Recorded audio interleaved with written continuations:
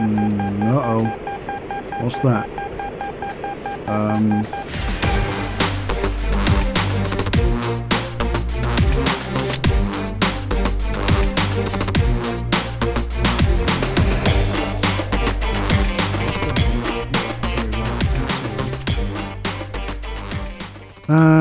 Right, so chaff and flare, I'm going to bind to these buttons on the back.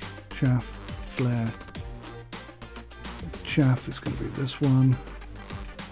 Chaff is the insert key. Oh my god. Chaff.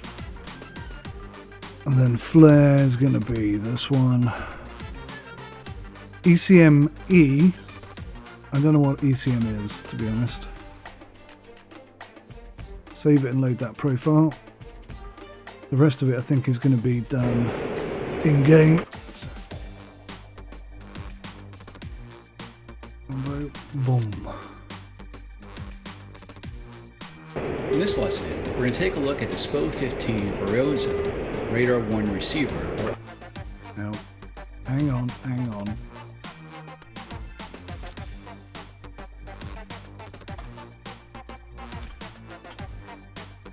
Oh no, it's not RWR, is it? It's ECM. ECM. RWR. We'll also talk about the countermeasure systems at your disposal. I have the lesson paused while I review the RWR and countermeasure systems. You can press L to turn on cockpit lighting. Press the spacebar when you're ready to continue.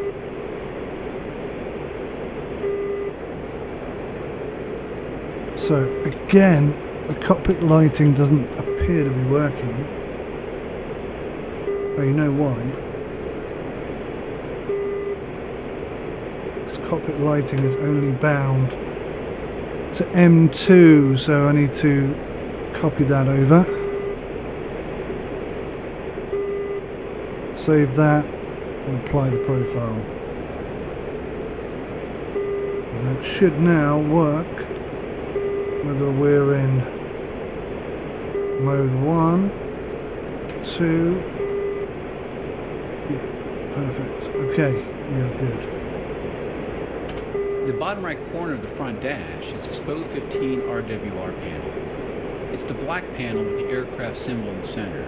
The light at the very top center of the panel, above the nose of the aircraft, indicates that the Su-27 has power. The RWR display indicates any threat radars illuminating your aircraft. Information is presented as symbols representing the type and direction to the threat. 6 lights at the bottom of the display notify you of the threat radar type. The system provides detection of radar signals between positive and negative 180 degrees in azimuth and positive and negative 30 degrees in elevation. It's important to note that the RWR will only alert you of radar-guided threats. It will not detect missiles with infrared guidance. For those, you will need to spot them visually. Press the spacebar to continue. In the very center of the RWR panel, within the aircraft symbol, are the relative elevation lights. If the lower light is lit, the primary threat is below you. If both the top and bottom lights are lit, the threat is roughly co-altitude with you. If only the top light is lit, the threat is above you. Press the spacebar to continue. 10 such lights that include left and right 10 degrees, 30 degrees, 50 degrees, 90 degrees, and left and right rear hemisphere. There can only be one primary threat indicated at once. Currently, you have a primary threat detecting 90 degrees right, in other words, off your right wing. Press the spacebar to continue. As I've been talking, you probably noticed that annoying beeping sound. The sound indicates a detected radar in search mode. You have the option to filter RWR to only detect radars that have locked onto you. Do this by pressing right shift and R now. Good. Now let's press right shift and R again to bring us back to non-filter detection. Along the bottom of the RWR panel is a row of 6 lights that indicate the general type of radar that the primary threat belongs to. Currently, the far right light is lit with a C beneath it. This corresponds to an AWACS radar detected off your right wing. Press the spacebar to continue. The AWACS will now be replaced by an early warning radar, or EWR. You can see this indicated by the second light from the right, with the F being illuminated, and the primary threat light is now in your right rear hemisphere. Press the spacebar to continue. We now see the detection of a short-range air defense missile radar. These generally support air defense systems like the Shilka, Su-27, Roland, and SA-8. The third light from the right, with the H below it, is now lit, and the primary threat light indicates the threat is located 50 degrees to the right of your nose. Eventually, the threat SA-8 will lock onto you, and the center aircraft symbol will have a red circle beneath it. This will be in addition to a steady lock tone. Press the spacebar to continue once you've been locked up.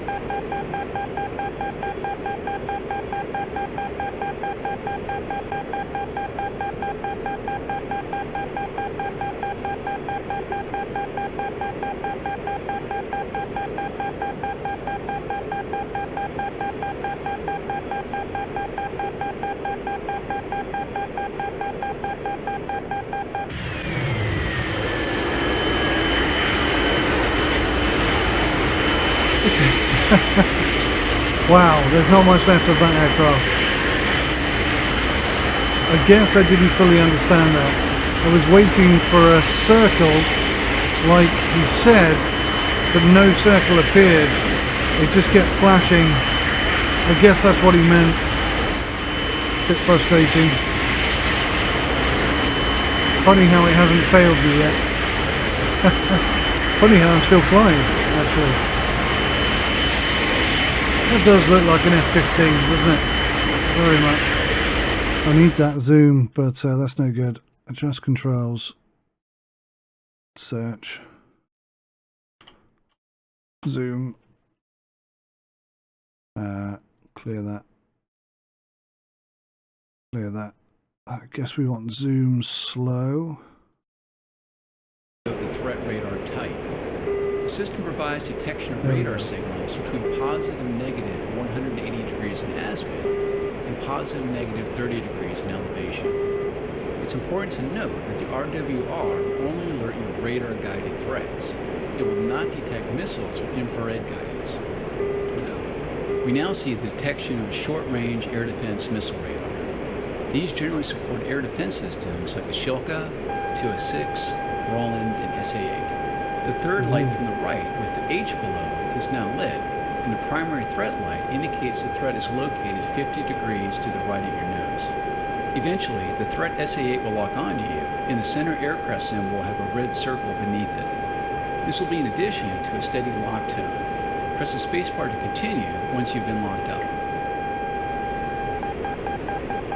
Head tracking's failing. Next we have a medium-range radar, as indicated by the X light, third from the left.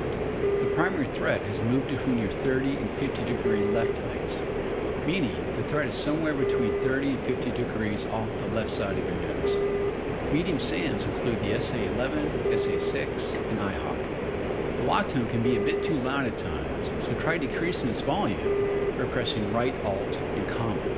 Try raising the volume back up now by pressing right Alt and period. The next primary detection is for a long-range SAM, like an S-300 or a Patriot. As such, we have a 3 indication light second from the left, and our primary threat light is directly ahead of us. Press the spacebar to continue.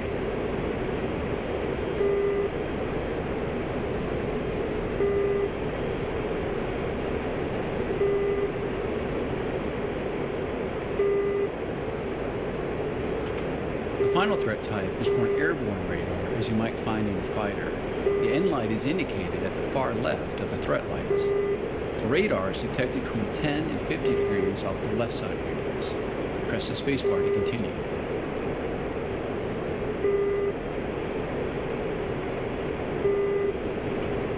That should now provide you an overview of how to interpret the RWR panel.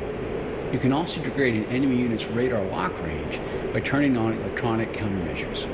When ECM is active, it will be broadcasting your presence to everyone. As such, it's best to only turn it on when you're locked up by enemy radar.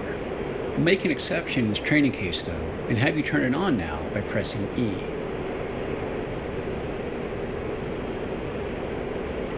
I think there's a bit of sunlight coming through the window. Yes, turn it on. Upon turning on ECM, you'll see a green lamp on the right console start to blink. This indicates that ECM is warming up. Once the lamp is solid, it's fully operational. In addition to ECM, you also have expendable countermeasures in the form of chaff and flares. On the right console, you can see 2 rows of 8 green lights.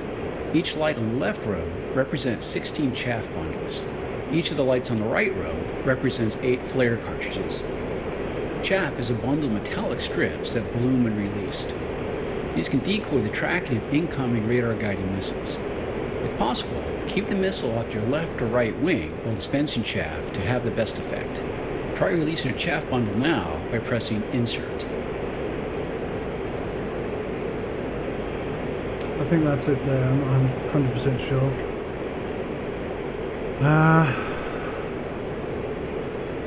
Which one is chaff? Good. If you spot a missile launch with no corresponding RWR warning, then there's a good chance it's an infrared guided missile. Like chaff, try to get the missile coming to your flight path at a perpendicular angle.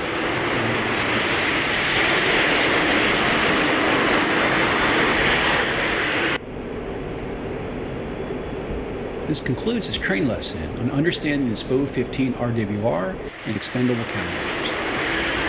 Okay, so what I noticed from that is that I now can't rotate the external camera.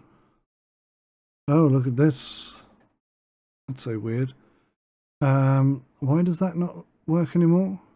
Can it not be bound to 2 things? Is that... So yeah, it very much looks like it can't be bound to 2 different things. That's a problem. That's a shame. That's annoying because I wanted to use the same control mechanism for inside and then have the same buttons again for outside so that I could make all the